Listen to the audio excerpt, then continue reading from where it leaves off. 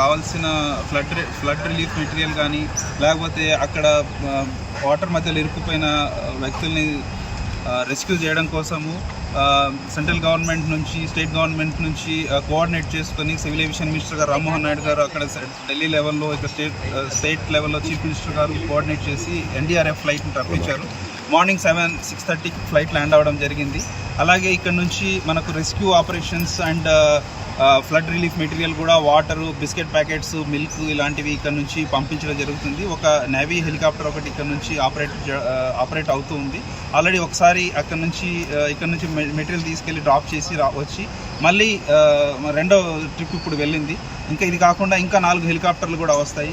Morning వచ్చిన IL-76 హెలికాప్టర్లో, IL-76 పెద్ద ఫ్లైట్లో, ఇండియన్ ఎయిర్ ఫోర్స్ ఫ్లైట్లో 122 మంది ఎన్డీఆర్ఎఫ్ పర్సన్స్ రావడం జరిగింది. వాళ్ళతో పాటు చాలా ఎక్విప్మెంట్స్ కూడా తీసుకురావడం జరిగింది. మొత్తం అన్లోడ్ చేసేసి ఇప్పుడే జస్ట్ బయటికి పంపించడం జరిగింది. ఇప్పుడు మార్నింగ్ ఫస్ట్ ట్రిప్లో flood relief material and food material తీసుకెళ్లిన హెలికాప్టర్లో రిటర్న్ వచ్చేటప్పుడు ఇక్కడ సుబ్బారావు గారు అని ఒక వ్యక్తి, వాటర్లో ఇరుక్కుపోయిన ఒక వ్యక్తిని రెస్క్యూ చేసి తీసుకురావడం జరిగింది. ఇప్పుడు ఆయన బయటకు వచ్చారు. సో సెకండ్ ట్రిప్ మళ్ళీ without stopping the engines, navy officers time waste అవుతుందని చెప్పేసి ఇంజిన్ స్టాప్ చేయకుండా రీఫీలింగ్ చేసి అలాగే మెటీరియల్ మళ్ళీ లోడ్ చేసుకుని వెళ్ళారు. ఇప్పుడు ముఖ్యంగా జరగబోయే విషయం ఏంటంటే, అక్కడ మనకు ఫుడ్ కన్నా అందులో వాటర్లో ఇరుక్కుపోయిన వ్యక్తుల్ని రెస్క్యూ చేయడం అనేది ఇంపార్టెంట్ కాబట్టి హాఫ్ లోడ్ మాత్రమే రిలీఫ్ మెటీరియల్ తీసుకెళ్లారు. దాన్ని ఎంత త్వరగా వీలైతే అంత తొందరగా డ్రాప్ చేసేసి మిగతా ప్యాసింజర్స్ని పికప్ చేసుకొని వస్తారు. ఇది కాకుండా ఇంకా 4 హెలికాప్టర్లు రావడానికి అవకాశం ఉంది.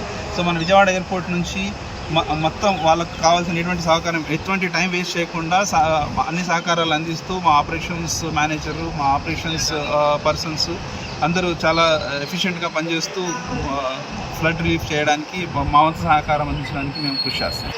ముఖ్యంగా మాకు నిన్న సాయంత్రం నుంచి కూడా నాకు డైరెక్ట్గా సివిల్ ఏవియేషన్ మినిస్టర్ గారు స్వయంగా ఫోన్ చేసి నైట్ అంతా ఇక్కడే ఉండి వచ్చే